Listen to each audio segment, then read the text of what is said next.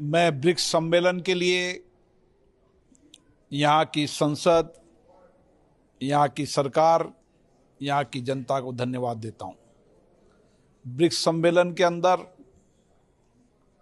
कई विषयों पर चर्चा हुई, संवाद हुआ, आपस में विचारों को साझा किया और किस तरीके से ब्रिक्स देश मिलकर हमारे संसदीय संवाद को बढ़ाना, एआई टेक्नोलॉजी के उपयोग के बारे में, आर्थिक परिदृश्य के अंदर कैसे सामूहिकता के साथ मिलकर काम करना और उसके साथ ब्रिक्स सम्मेलन की समिट का आज अंतिम डिक्लेरेशन हुआ और अंतिम डिक्लेरेशन में ब्रिक्स देशों ने माना कि आतंकवाद के खिलाफ हमें सामूहिक लड़ाई लड़नी होगी।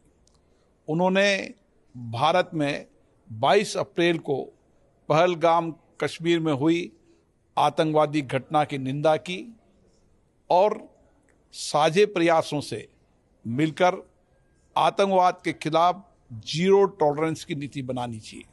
भारत के प्रधानमंत्री जी ने भी विश्व के देशों को आह्वान किया था कि सभी विश्व के देशों को आतंकवाद के खिलाफ जीरो टॉलरेंस की नीति बनानी चाहिए। मैं ब्रिक्स देशों के इस सम्मेलन में सामूहिक डिक्लेरेशन के लिए सभी संसदों के अध्यक्षों को और संसदों को बधाई देता हूं। आने वाले समय में हम एआई का प्रयोग किस तरीके से करते हैं, किस दिशा में करते हैं, इस पर भी चर्चा हुई। एआई का प्रयोग होना चाहिए, आर्टिफिशियल इंटेलिजेंस आवश्यक है, लेकिन ये पारदर्शिता भी होनी चाहिए, जवाबदेही भी होनी चाहिए। इसके साथ आर्थिक समावेशन, किस तरीके से ब्रिक्स देश आपस में मिलकर व्यापार को बढ़ा सकते हैं, ट्रेड को बेहतर कर सकते हैं। भारत हमेशा विश्व के अंदर कानून के शासन और वैश्विक संवाद के समय उनका मानना है कि हमें लॉ एंड ऑर्डर के साथ वैश्विक मिलकर सहयोग करने की आवश्यकता है। भारत ब्रिक्स के सम्मेलन की मेजबानी करेगा।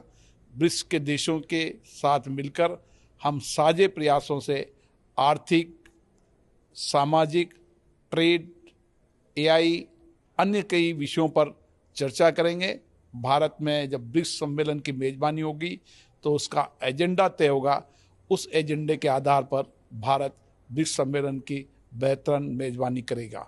मैं सभी देशों को, ब्रिक्स के सभी देशों को धन्यवाद देता हूं।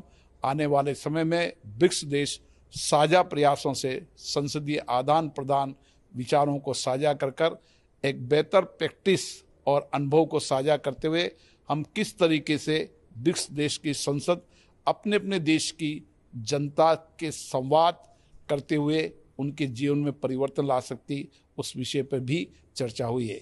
मैं ब्रिक्स देशों के लिए यहाँ के दोनों अध्यक्षों को बहुत बहुत शुभकामनाएं देता हूँ, बधाई देता हूँ। Shyam steel flexi strong TMT बार, ये स्ट्रॉन्ग के साथ फ्लेक्सिबल भी है। आपदा मुसीबत कोई भी आए, ये घर को अटूट बनाए। जब टीएमटी फ्लेक्सी स्ट्रॉन्ग, तो घर रहे हमेशा के लिए स्ट्रॉन्ग। ये स्टाइल का मामला है, रूपा फ्रंटलाइन।